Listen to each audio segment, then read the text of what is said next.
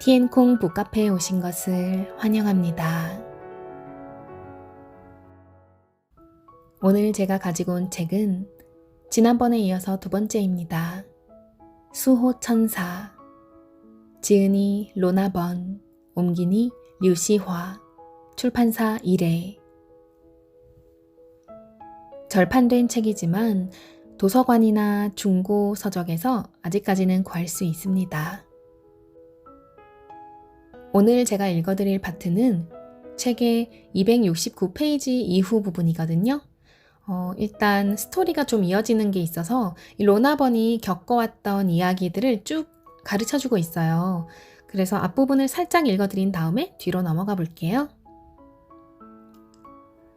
어느 날 오후, 크리스토퍼와 오웬은 장대와 담요 그리고 끈 몇 개를 이용해 텐트를 만들었고 그 안에서 무척 재미있게 놀았다.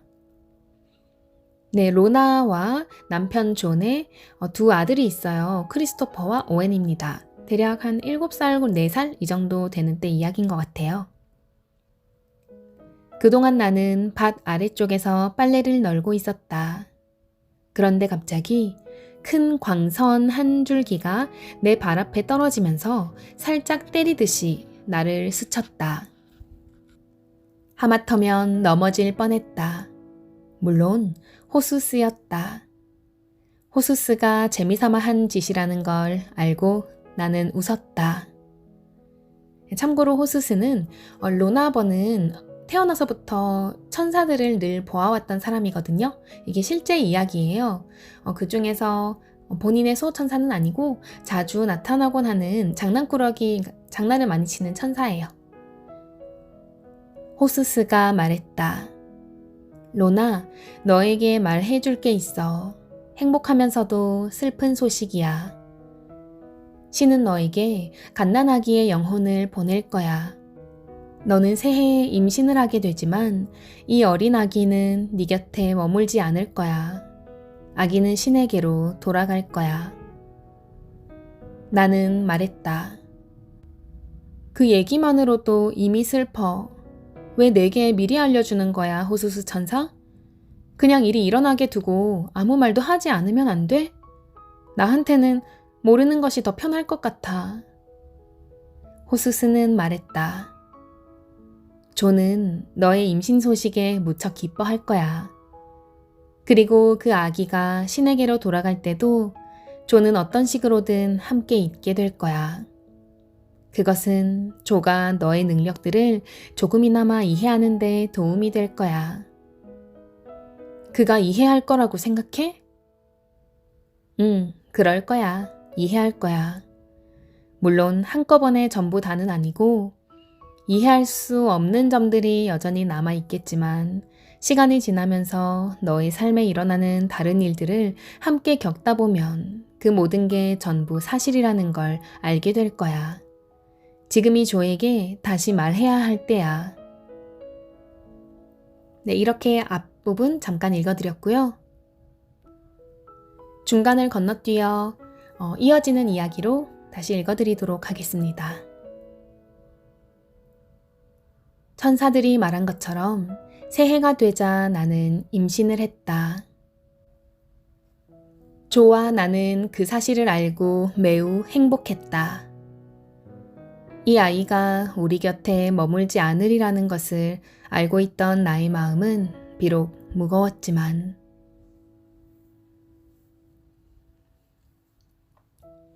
여자가 임신을 하면 아기의 영혼은 자신의 어머니가 유산을 하게 될지 미리 안다. 낙태를 하게 될지 사산을 하게 될지 아니면 기형아로 태어날지 무슨 일이 일어나든 간에 아기의 영혼은 변함없이 자신의 부모를 사랑하며 언제나 그들 편에 서 있다. 아기의 영혼은 평생을 통해 부모를 도울 것이다. 만약 당신이 아기를 잃은 적이 있다면 그 어린 아기의 영혼이 당신을 자신의 어머니 혹은 아버지로 선택했다는 사실을 결코 잊지 말라. 실제로 아기의 영혼은 임신이 되기도 전에 당신을 선택했다. 그 어린 영혼은 당신을 사랑하며 당신이 자신을 임신했다는 사실에 무척 기뻐한다.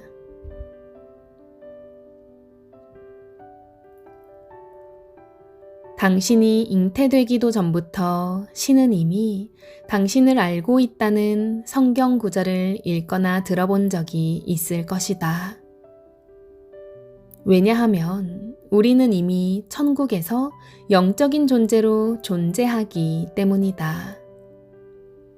그곳에서 우리 모두는 천국을 떠나 지구에 태어나게 될 날을 기다리고 있다.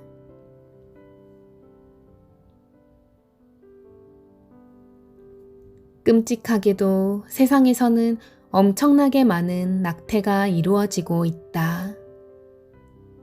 하지만 우리가 분명히 기억해야 할 한 가지가 있다. 낙태를 결정하는 것은 어머니이지만 아기의 영혼은 어머니의 결정을 이미 알고 있다. 그럼에도 불구하고 어린 영혼은 그 여성을 자신의 어머니로 선택한 것이다. 그것이 비록 잉태된 자신이 실제로 태어날 수 없다는 것을 의미할지라도 그 어린 영혼은 어머니를 선택했으며 어떤 일이 일어나든 그녀를 사랑할 것이다. 그것은 무조건적인 사랑이다. 나는 모든 엄마가, 특히 낙태 경험이 있는 여성들이 이 사실을 기억했으면 한다. 어쩌면 어린 소녀는 삶이 두려워, 바깥 세상이 두려워 낙태를 했는지도 모른다. 혹은 어쩌면 부모가 무섭거나 임신 사실을 털어놓을 사람이 없다고 느꼈을지도 모른다. 기억하라. 아기의 영혼은 당신을 사랑한다. 자신을 낳아주지 않았다고 해서 결코 단 한순간도 당신을 원망하지 않는다. 아기의 영혼은 일어날 일을 이미 알았고 자신의 사랑을 당신에게 쏟을 것이다.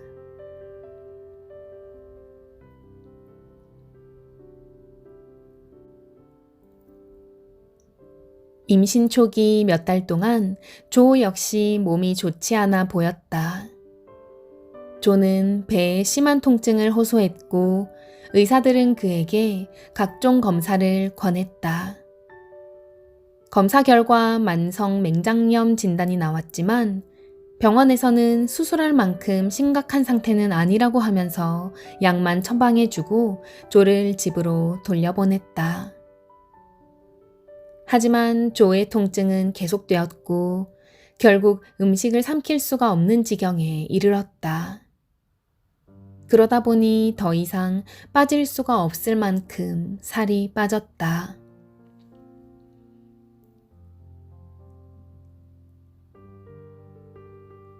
내게는 조의 몸 상태가 악화되고 있는 것이 보였다. 결혼하기 전에 내가 보았던 그의 내부 장기 주위에 회색빛이 더 짙어졌고 그의 맹장 주변에 빨간색으로 부풀어 오른 덩어리가 보였다.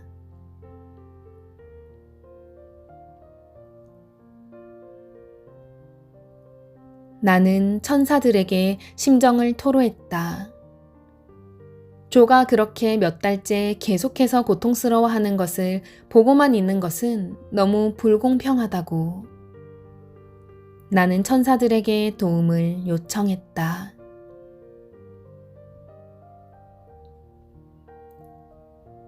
의사는 현재로서는 취할 수 있는 조치가 없다고 했다. 그는 조에게 미안하지만 치명적인 통증이 아닌 이상 병원에서는 맹장을 제거하지는 않을 것이라고 말했다.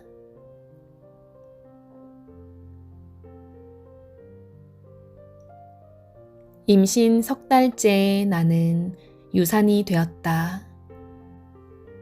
태어나지 않은 나의 어린아기가 떠나기 일주일쯤 전부터 천사들이 내 배를 계속해서 만져주었고 빗줄기들이 번쩍이곤 했다.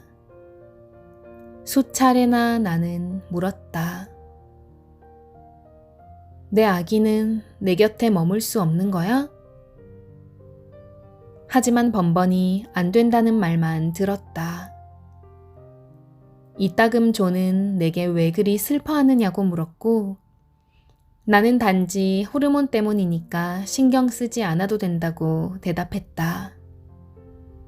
천사들이 말한 내용은 그에게 절대 말하지 않았다.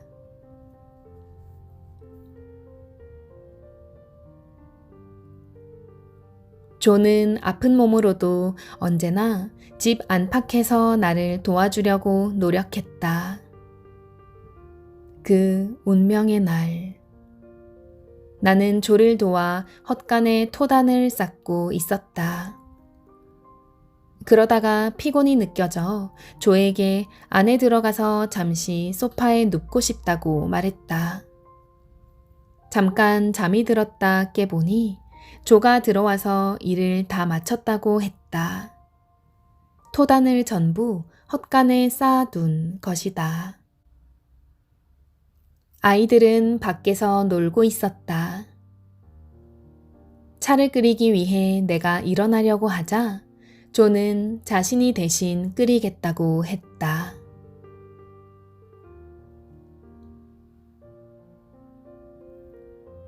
조가 주방에 들어간 지 1분도 채 안 되어 끔찍한 통증이 느껴졌다.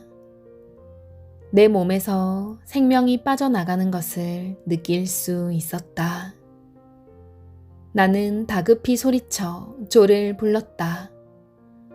조가 바로 뛰어와 소파 옆에 앉으며 내게 몹시 창백해 보인다고 말했다. 그리고 침실로 들어가서 베개 하나를 가져다가 내 머리에 받쳐 주었다.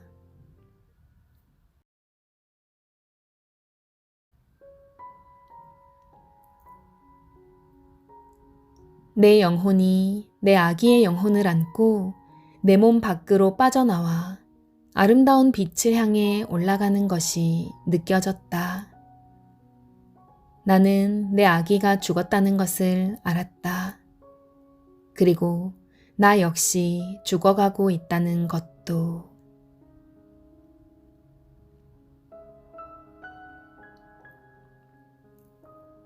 나는 내 아기를 안고 빛을 향해 올라가고 있었다.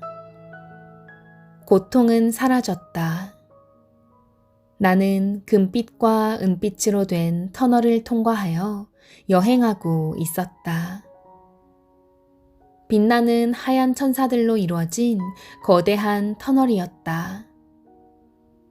길이 구부러져 있었기 때문에 터널 끝은 보이지 않았다.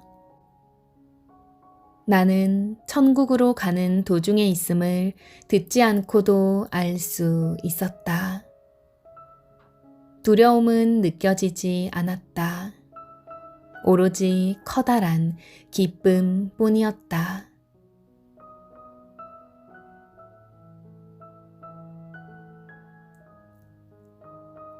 또한 천국으로 가고 있는 다른 영혼들도 볼 수 있었다. 빛나는 하얀 가운을 입고들 있었는데 외모는 꼭 사람처럼 보였다. 나는 달리 표현할 단어가 없기 때문에 흰색이라고 말하지만 그것은 우리가 흰색이라고 부르는 색보다 훨씬 더 빛나는 색이었다. 그들이 입고 있던 가운을 통과해 나오는 그들 영혼의 빛 또한 볼 수 있었다. 얼굴을 통해서도 발산되는 영혼의 빛 덕분에 그들은 이 지상에 있던 그 어느 때보다 순수하고 더 눈부시게 보였다.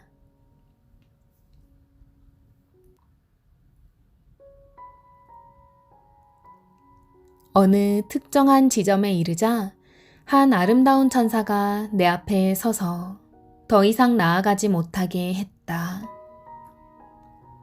나는 그녀가 내 길을 가로막는 이유를 듣지 않고도 알 수 있었지만 그녀는 내게 가장 감미롭고 부드럽고 또한 가장 자비심 가득한 목소리로 말했다. 로나, 넌 너의 아기와 함께 오지 말았어야 해. 돌아가야만 해. 나는 그 아름다운 천사에게 말했다. 난 돌아가고 싶지 않아. 하지만 내 영혼 깊은 곳에서 나는 알았다. 내가 천국으로 갈 때가 아니라는 것을. 천사는 말했다. 몸을 돌려, 로나. 터널 아래쪽을 돌아봐. 나는 몸을 돌렸다. 여전히 소파에 움직이지 않고 누워있는 내 몸을 붙잡고 맥박과 호흡을 느끼려 애쓰면서 나를 흔드는 조의 모습이 보였다. 돌아와, 돌아와, 나를 두고 죽으면 안 돼. 라고 외치며 조는 기도를 하고 있었다. 나는 천사에게 다시 몸을 돌려 말했다. 조와 아이들을 너무너무 사랑하지만 그래도 나는 인간 세상으로 돌아가고 싶지 않아. 왜 돌아가야 하지? 나는 여기 신의 존재 안에 있어. 이곳에서 나는 모든 면에서 완전해. 나는 믿을 수 없을 정도로 살아있음을 느껴. 고통도 없고 어떤 종류의 슬픔도 없어. 왜 내가 가야만 하지? 그 아름다운 천사는 말했다. 너에게는 선택의 여지가 없어. 넌 돌아가야만 해, 로나.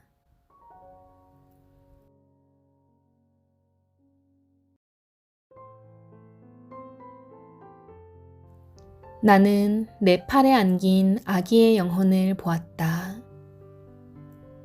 아기는 나를 보고 미소 지었다.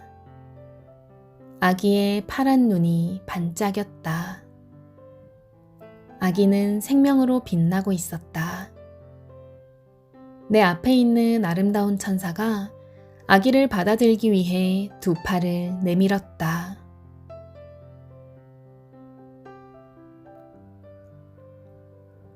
거역할 수 없는 강력한 권위가 내 영혼 안으로 들어왔다. 나는 선택의 여지가 없다는 것을 알았다. 나는 돌아가야만 하며 그곳에 있을 운명이 아님을.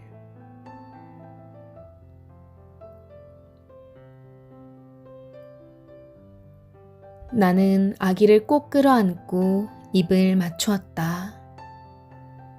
너무나도 어쩔 수 없이 아기를 아름다운 두 팔에 안겨주었다. 나는 정말로 아기를 놓아주고 싶지 않았다. 비록 먼 훗날 어느 날엔가 아기를 다시 보게 될 것이며 그동안 이 아름다운 눈처럼 하얀 천사가 아기를 돌봐주리라는 것을 알고 있었다 해도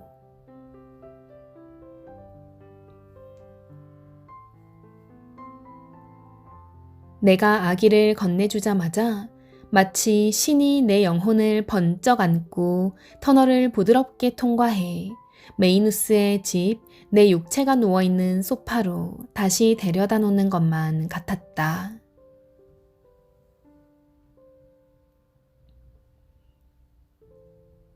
내 영혼은 서서히 내 몸으로 들어가기 시작했다. 그 고통은 이루 말할 수 없었다. 몇 분 동안 죽어있던 몸속으로 생명이 다시 쏟아져 들어갔다.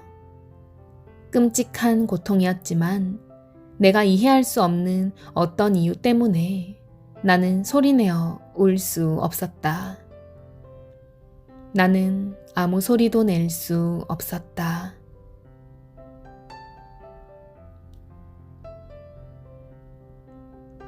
마침내 조의 목소리가 들렸다. 로나, 살아있었구나. 하느님 감사합니다. 난 당신이 죽은 줄 알았어. 나는 그 자리에 몇 시간 동안 누워 있었다. 천사들이 나를 잡아주었으며 나는 조가 내 곁을 떠나지 못하게 했다. 심지어 의사를 부르거나 구급차 부르는 것도 막았다. 나는 내가 살 것이며 살 운명이라는 것을 내면 깊은 곳으로부터 알았다. 나는 그 몇 분 동안 잠시 죽었었다는 사실을 조에게 말하지 않았다. 이미 놀란 그를 더 놀라게 할 뿐 그가 알 필요는 없는 일이었다. 마침내 조는 공중전화로 나의 부모님께 전화를 했고 두 분이 집으로 달려왔다.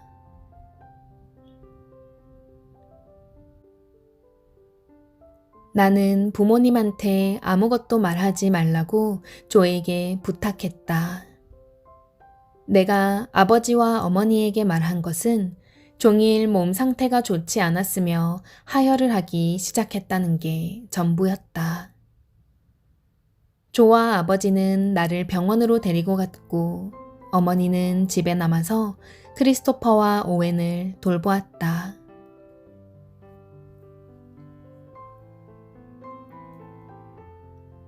병원에서는 내 몸이 극도로 약해져 있다고 매우 걱정했다. 물론 나는 그들에게도 그날 앞서 일어난 일을 전부 말하지 않았다. 병원에서는 정밀 검사를 했지만 아무것도 발견하지 못했다. 아이의 흔적이 전혀 보이지 않는다는 것이었다. 의사가 나를 보러 와서 내 손을 잡고 매우 유감스럽다고 말했다. 아이를 잃으셨습니다. 아마 병원에 도착하기 전에 일어난 것 같습니다. 의사가 자리를 뜨자 아버지가 혼자 걸어 들어와서는 내게 말했다. 정말 안 됐구나. 이 아기가 너에게 얼마나 큰 의미였는지 내가 잘 안다. 나와 이야기를 나누는 아버지의 눈에서 눈물이 흘렀다.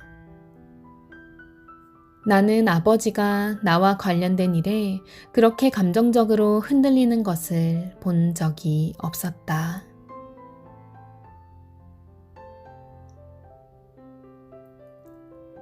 의사는 병원에 며칠 입원할 것을 권했고 병실이 정해지자 조와 아버지는 집으로 돌아갔다. 며칠 후 나는 자궁안을 깨끗이 하는 소파수를 받았다.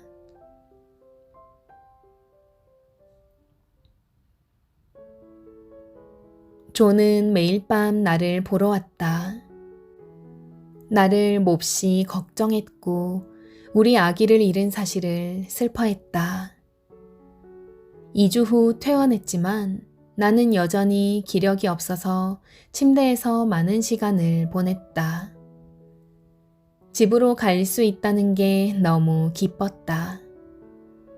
나는 아이들을 두 팔에 안고 키스를 퍼부었다.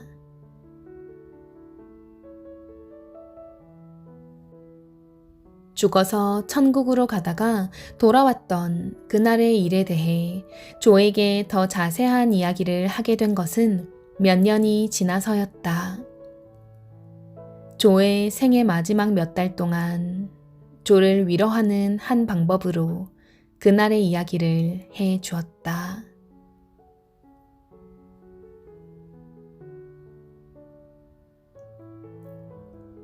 우리 대부분은 죽음에 대한 두려움을 가지고 있지만 두려워할 필요가 없다. 죽음의 순간에 고통과 불편함은 없다. 어떤 사람들은 마지막 순간까지 고통이 있을 수 있다. 하지만 그러고 나면 아무것도 없다. 두려움도 불안도 없다. 당신은 자유롭게 간다. 죽음은 탄생과 같다. 이상한 말처럼 들릴 수도 있겠지만 당신은 새로운 삶으로 다시 태어난다. 당신은 실제로 죽지 않는다. 당신이 떠나는 것은 단지 이 물질적인 껍질 뿐이다. 마치 텅 빈 계란 껍질처럼.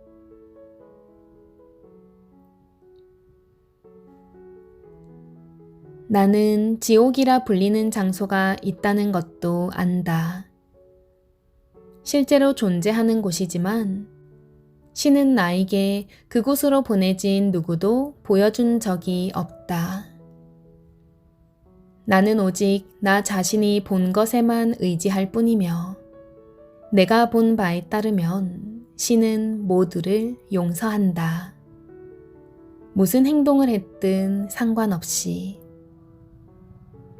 현실의 우리로서는 이해하기 힘든 일이라는 것을 나는 안다. 많은 시간 우리는 정의와 복수를 찾는다. 그런 우리가 이해하기란 매우 힘들겠지만 죽음 이후 신 앞에 서는 순간 우리의 영혼은 너무도 큰 사랑은 물론 신과 함께 있고 싶은 욕망을 느껴 그곳에 머무르고 싶어 한다. 그리고 매우 깊이 그리고 진정한 방식으로 용서를 구한다. 인간 조건의 연약함에 기인해 이 지구에서 행한 모든 것에 대한 용서를.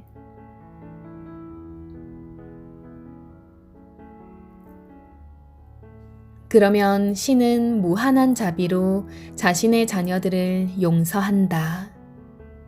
우리 모두는 신의 현존 안에 있는 아이들일 뿐이다.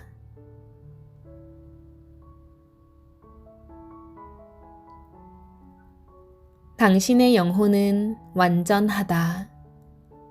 당신의 영혼이 육체로부터 자유로워질 때 그 영혼은 우주를 통과해 상상조차 할 수 없었던 장소들로 여행한다.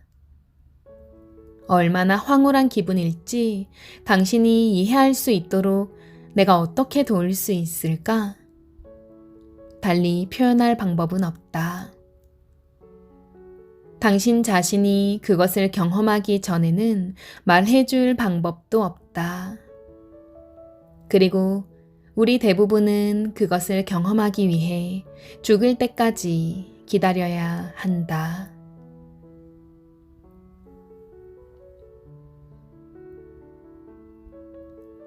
당신이 죽을 때 당신은 혼자가 아니다. 언제나 천사들과 당신보다 먼저 간 영혼들과 동행한다. 당신은 돌아오는 것을 원치 않을 것이다. 더 이상 고통이 없고, 더 이상 눈물이 없고, 더 이상 슬픔이 없는 곳으로부터 인간의 몸으로 돌아오기를 왜 원하겠는가?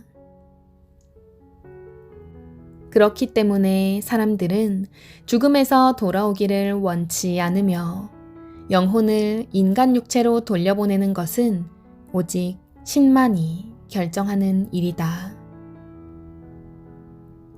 왜냐하면 아직 때가 되지 않았기 때문이다.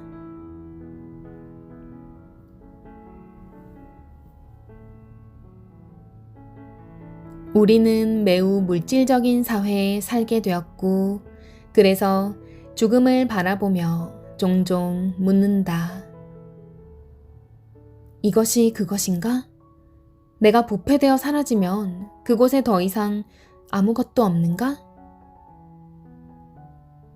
분명히 말하지만 더 이상의 것이 존재한다.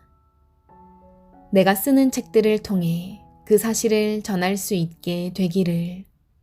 그래서 사람들이 이해하는 데 도움이 될 수 있기를 나는 언제나 희망한다. 내가 말하는 것을 믿기 바란다. 그렇다.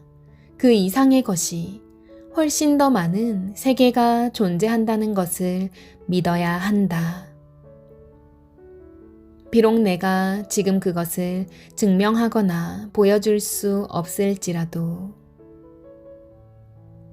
누구나 죽을 때 그것이 증명된다. 어떤 사람들은 너무 늦는다고 느낄 수도 있다. 증거를 보기 위해 죽을 때까지 기다리는 것은 물론 우리가 살아있을 때도 그 증거가 주어진다. 하지만 그 증거를 알아차리기 위해서는 온 마음을 다해 보고 들어야 한다.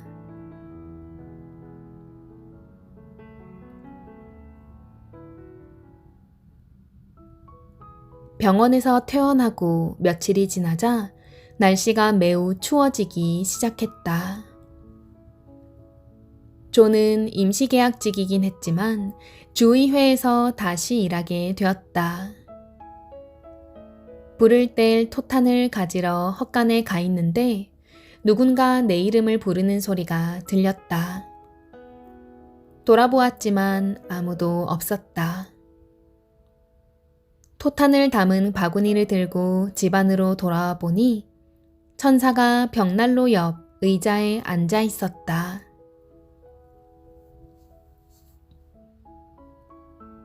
나는 깜짝 놀랐다. 지금까지 보아온 천사들과 다르게 몹시 특이한 인상이었다.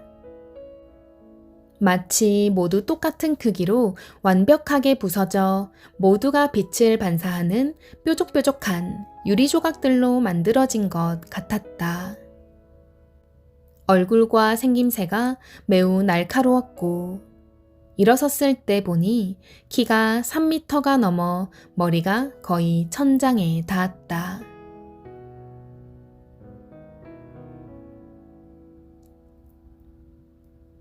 독특하게도 그의 모든 부분에서 음악이 흘러나오는 것 같았다.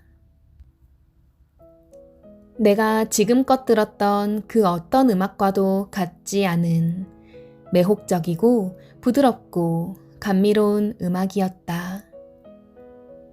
그것은 인간의 음악이 아니었다.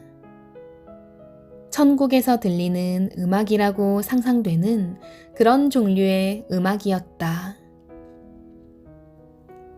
안녕 로나, 내 이름은 카파스야. 어떤 특별한 일이 너와 조에게 일어날 거야. 특히 조에게. 나는 물었다. 카파스 천사, 그게 언제인지 말해줄 수 있어? 곧 일어날 거야, 로나. 천사들이 너의 집으로 내려올 때 알게 될 거야. 그렇게 말하고 나서 카파스는 의자에서 일어나 호련히 사라졌다.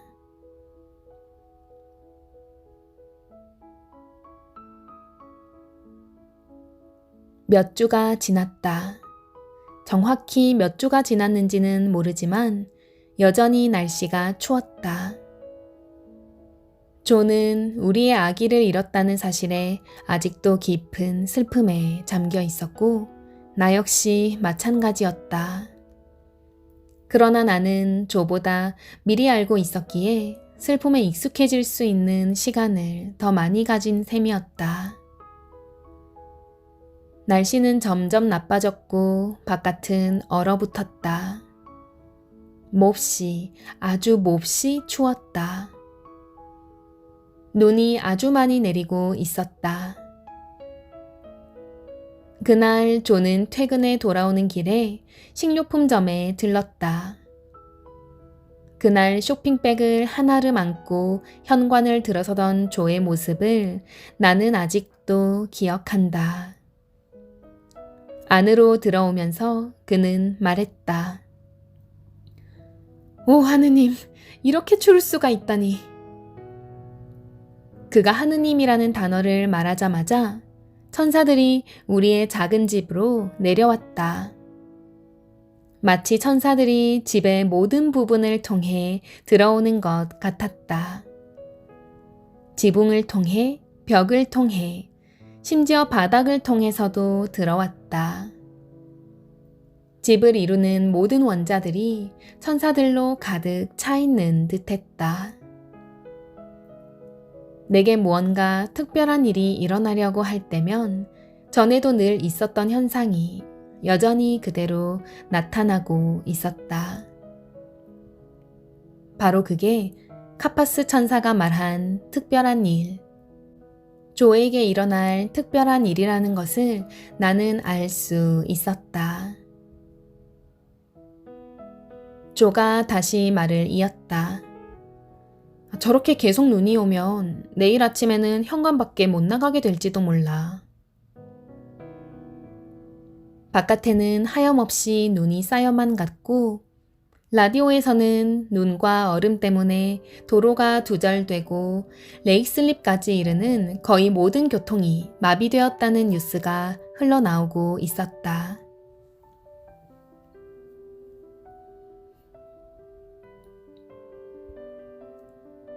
그날 저녁 내내 우리는 벽난로에 불을 지폈다. 전기마저 나가는 바람에 벽난로가 우리의 유일한 불빛이었다. 그날따라 우리의 작은 오두막집 안이 무척이나 아늑하고 포근하게 느껴졌던 기억이 난다. 아이들은 침대에 잠들어 있고 우리에게는 충분한 연료와 식량이 있었다. 기분이 좋고 안심이 되었다. 밤 10시쯤에 조와 나는 벽난로 앞에 앉아 따뜻한 차와 샌드위치로 늦은 저녁을 먹으며 우리의 잃어버린 아기 이야기를 나누었다. 그날 밤 벽난로 앞에 앉아 우리는 아기의 이름을 지어 주었다.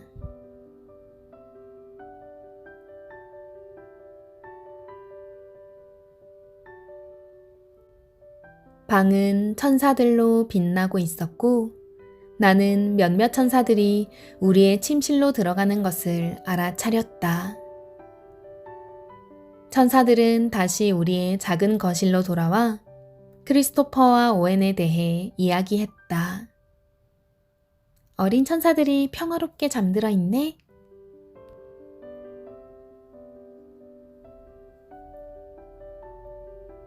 모든 것이 고요해졌다.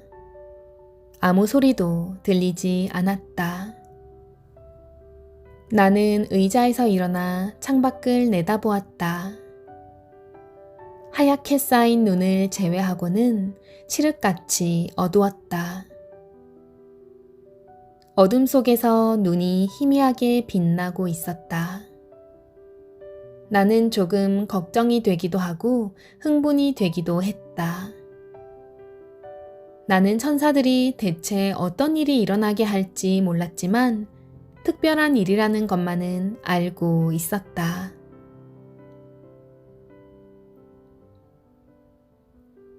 바로 그 순간 창문에서 3번 두드리는 소리가 났다. 조와 나는 너무 놀라 움찔했다. 조가 말했다. 오 하느님, 바깥에 누군가 있는 것이 틀림없어. 조가 의자에서 막 일어나는데 이번에는 현관문에서 3번 두드리는 소리가 났다. 나는 말했다. 바깥은 꽁꽁 얼었을 텐데 어쩌면 엄마 아빠인지도 몰라. 필요한 게 있어서 오셨는지도? 조가 말했다. 오늘 밤 같은 날씨에 여기까지 오신다면 제정신이 아니실걸? 조는 모든 천사들에 둘러싸여 있었다. 물론 조는 깨닫지 못했다. 갑자기 나는 무슨 일이 일어나려는지 깨닫고 웃기 시작했다. 조가 물었다. 왜 웃어? 문 밖에는 아무도 없어. 누군지 난 알아. 누군데? 나는 말했다. 우리의 아기야. 아기가 작별 인사를 하러 왔나 봐. 아기는 당신이 믿을 수 있도록 하려고 물리적인 신호를 보내고 있는 거야. 그래서 문을 두드린 거지. 그러자 조가 말했다. 그만해. 그런 말도 안 되는 소리 하지 마. 나가서 현관문을 열어봐. 그러면 눈 위에 어떤 발자국도 없을 테니까. 나는 조의 표정을 보며 다시 웃음을 터뜨렸다. 방 안은 천사들로 가득 차 있었다. 나는 천사들이 우리 아기 영혼을 데리고 와 창문을 두드리게 했다는 것을 알았다. 그리고 어느새 아기는 다른 천사들과 함께 떠나갔다. 꼭 그 장면을 볼 필요는 없었다.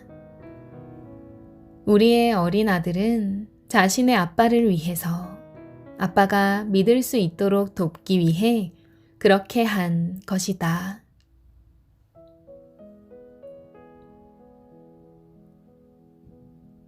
조가 현관문을 열었다. 문 밖에 눈이 높게 쌓여 있었다. 거의 30cm 가까이 쌓여 있던 눈이 현관 매트 위로 쏟아져 내렸다. 얼어붙은 차가운 공기도 안으로 들어왔다. 조는 바깥을 내다 보았다. 아무런 발자국도 없었다. 조는 눈 위에 어떤 발자국이 있는지 하다못해 들짐승이든 새든 다른 종류의 발자국이라도 있는지 보기 위해 살펴보고 또 살펴보았다. 눈 밖으로 걸어 나가기까지 했다. 조는 도저히 믿기지 않는 눈치였다. 그가 나를 향해 고개를 흔들며 말했다. 하느님, 어떻게 이럴 수가. 결국 조는 집 안으로 다시 들어와 현관을 잠갔다. 나는 말했다. 걱정 마. 이리 와 불 옆에 앉아서 몸 좀 녹여. 당신의 아들, 우리의 아기가 작별 인사를 한 거야. 아기는 자신이 있어야 할 천국으로 가기 위해 모든 천사들과 함께 떠나고 있어. 이제 우리 아기를 보내줘도 괜찮아.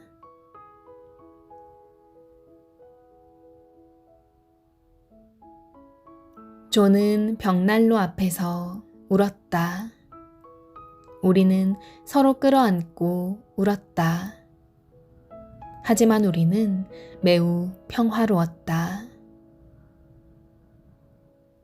나는 조에게 말했다. 우리의 작은 아기가 우리를 위해 그런 일을 했다는 게 놀랍지 않아? 우리 아기는 괜찮다고, 잘 있다고 우리에게 알려주려고 천사들이 이런 일을 벌였다는 것도 놀라워. 우리 아기는 우리가 부모가 되어준 것에 대해 우리에게 감사하고 있어.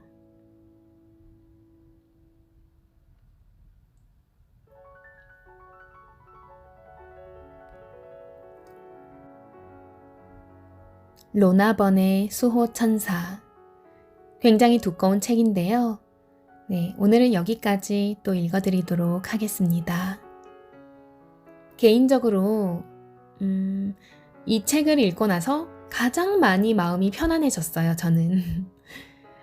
그냥 어떠한 깨달음을 얻은 저자가 말로 풀어준다던가 혹은 종교적인 부처님이나 하나님이나 신부님, 스님의 말씀보다도 이렇게 경험으로 직접 보고 듣고 느끼고 했던 이 로나번의 이야기로 눈과 입으로 이렇게 직접 이야기를 풀어나가는 이 스토리 안에서 진짜로 세상은 안전하구나, 이게 괜찮은 거구나, 이런 것들을 많이 깨우쳤고 마음이 편안해졌던 책이니까 어떻게든 좀 구해서 보시기를 강력 추천드립니다. 네, 감사합니다. 사랑합니다. 다음에 또 만나요.